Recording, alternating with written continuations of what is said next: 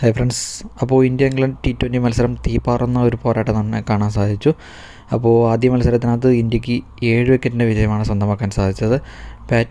Toss നേടിയ India ഇംഗ്ലണ്ടിനെ ബാറ്റിങ്ങിന് അയക്കുന്ന കാഴ്ചയാണ് കാണാൻ സാധിച്ചത്. പക്ഷേ ഇംഗ്ലണ്ടിൻ്റെ തുടക്കം മോശമായിരുന്നു. സോൾട്ട് 0.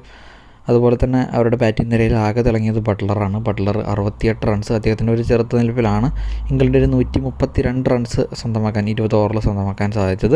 ഇന്ത്യയുടെ മികച്ച ഒരു ബോളിങ്ങിന് മുൻപിൽ ഇംഗ്ലണ്ട് പതറുന്ന കാഴ്ചയാണ് ഈ ഒരു മത്സരത്തിനകത്ത് കാണാൻ സാധിച്ചത്.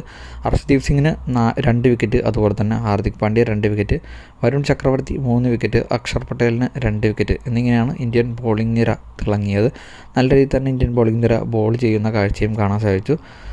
വരുൺ ചക്രവർത്തിയുടെ മികച്ച ഒരു ഓവർ, അതുപോലെ തന്നെ അർഷ്ദീപ് സിംഗിൻ്റെ മികച്ച ഓവർ. കൂടുതൽ റൺസ് പോയത് ഹാർദിക് പാണ്ഡ്യയുടെ ഓവറിലാണ്. 42 റൺസ് 4 ഓവറിൽ അദ്ദേഹം വിട്ടുകൊടുത്തു.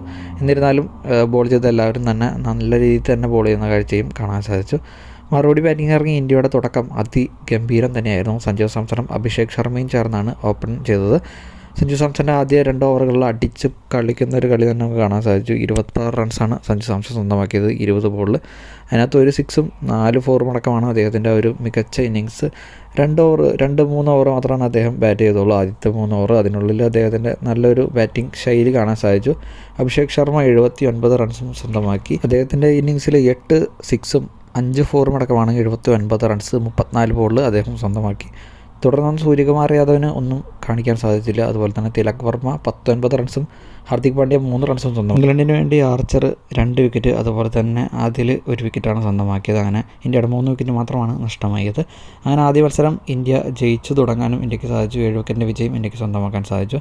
12.5 ഓവറിൽ ഇന്ത്യ കളി ജയിച്ചു. അങ്ങനെ ആദ്യ മത്സരം ഇന്ത്യയുടെ കൈപ്പിടിയിൽ ഒതുക്കാൻ ഇന്ത്യൻ ബാറ്റിംഗ് നിരക്കായി, ബോളിംഗ് നിരക്കായി എന്ന് പറയേണ്ടി വരും. അപ്പോൾ ഇതുപോലെ കൂടുതൽ വീഡിയോസിനായിട്ട് നമ്മുടെ ചാനൽ സബ്സ്ക്രൈബ് ചെയ്തിട്ടാണ്.